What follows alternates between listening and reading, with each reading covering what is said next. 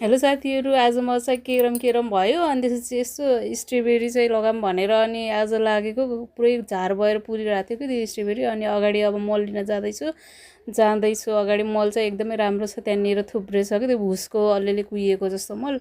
यो चाहिँ एकदमै राम्रो हुन्छ, बेनाहरूमा हाल्यो भने फर्र परेको माटो हुन्छ अनि त्यसपछि फल्न पनि बिरुवाहरूलाई एकदम राम्रो हुन्छ। अनि अब यो हेर्नु देख्दा नि कालो कालो कस्तो राम्रो कुहिएको छ कि। अनि अब त्यो लिएर गएँ अनि त्यसपछि अगाडि टक्क फुलहरू छन् देखाइदिएको मैले, यहाँ कति राम्रो फुल फुलेको छ मेरो घरमा। अनि पछाडि पनि फुलहरू छ, योलाई राखेँ। यो मात्रै भएन, अब पोलोथिन यो फाल्न त भएन। अनि मैले चाहिँ यसैमा सार्ने हो कि आज स्ट्रबेरीको चाहिँ।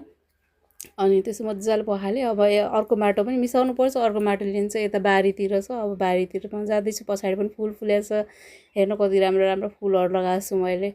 ल अब यता चाहिँ अब यो खनेर मैले यो माटो चाहिँ लगेर मिसाउने, अब खने।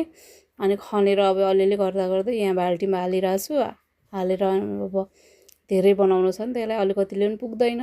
अब यहाँ गहिरो खाल्टो पनि खन्न भएन, ठिकै ठिकै खन्न पऱ्यो अलिअलि। बारीमा त कालो चाहिँ मल पनि राम्रो छ। अब म लिएर गएँ, अब जाँदा गइसकेपछि अब यसलाई मैले त्यसमा मिसाएँ। अब भुसको माटो र यो माटो मिक्स गरेपछि बल्ल चाहिँ बेर्नालाई हाल्दा राम्रो हुन्छ कि यो। अनि त्यसपछि अब यो अलिअलि गरेर पोलोथिनमा अब हाल्दै गएँ, म पोलोथिन भर्नु पऱ्यो नि त, मजासँग खादिलो बनाएर भर्नुपर्छ यसलाई। अनि त्यसपछि फेरि तल तल माटो जान्छ नि, नत्र फेरि खादिँदै गएपछि पहिल्यै खाद्ने, मजासँग खाद्ने राम्रोसँग। अनि त्यसपछि अनि अब म स्ट्रबेरीको बेर्ना पनि लिएर आएँ। अनि त्यसपछि अब त्यहाँ रोप्न लगाइरहेको छु। हेर्नु म मेरो चाहिँ यसरी रोप्छु कि। अब योमा सारेपछि चाहिँ बल्ल पछि सजिलो हुन्छ कि। उता बारीतिर थियो, बारीतिर पुरै हराउन लागिहाल्यो कि यसको बेर्नाहरू।